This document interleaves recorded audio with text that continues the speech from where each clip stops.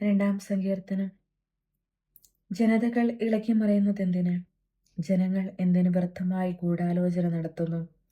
കർത്താവിനും അവിടുത്തെ അഭിഷിക്തനും എതിരെ ഭൂമിയിലെ രാജാക്കന്മാർ അണിനിരക്കുന്നു. ഭരണാധിപന്മാർ കൂടിയാലോചിക്കുന്നു. അവർ വെച്ച വിലങ്ങുകൾ തകർക്കാം, അവരുടെ ചെങ്ങല പൊട്ടിച്ച് മോചനം നേടാം. സ്വർഗത്തിലിരിക്കുന്നവൻ അത് കേട്ട് ചിരിക്കുന്നു.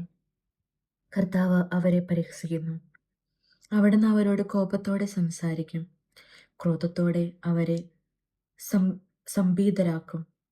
എൻ്റെ വിശുദ്ധ പർവ്വതമായ സിയോനിൽ ഞാനാണ് എൻ്റെ രാജാവിനെ വാഴിച്ചതെന്ന് അവിടുന്ന് അരുൾ ചെയ്യും. കർത്താവിൻ്റെ കൽപ്പന ഞാൻ വിളംബരം ചെയ്യും. അവിടുന്ന് എന്നോട് അരുൾ ചെയ്തു, നീ എൻ്റെ പുത്രനാണ്. ഇന്ന് ഞാൻ നിനക്ക് ജന്മം നൽകി. എന്നോട് ചോദിച്ചു കൊള്ളുക, ഞാൻ നിനക്ക് ജനതകളെ അവകാശമായി തരും. ഭൂമിയുടെ അതിരുകൾ നിനക്ക് അധീനമാകും. ഇരുമ്പ് ദണ്ടുകൊണ്ട് നീ അവരെ തകർക്കും. മൺപാത്രത്തെ എന്ന പോലെ നീ അവരെ അടിച്ചുടയ്ക്കും. രാജാക്കന്മാരെ വിവേകമുള്ളവരായിരിക്കുവിൻ. ഭൂമിയുടെ അധിപന്മാരെ സൂക്ഷിച്ചു കൊള്ളുവിൻ. ഭയത്തോടെ കർത്താവിന് ശുശ്രൂഷ ചെയ്യുവിൻ. വിറയലോടെ അവിടുത്തെ പാദം ചുംബിക്കുവിൻ. അല്ലെങ്കിൽ അവിടുന്ന് കോപിക്കുകയും നിങ്ങൾ വഴിയിൽ വെച്ച് നശിക്കുകയും ചെയ്യും.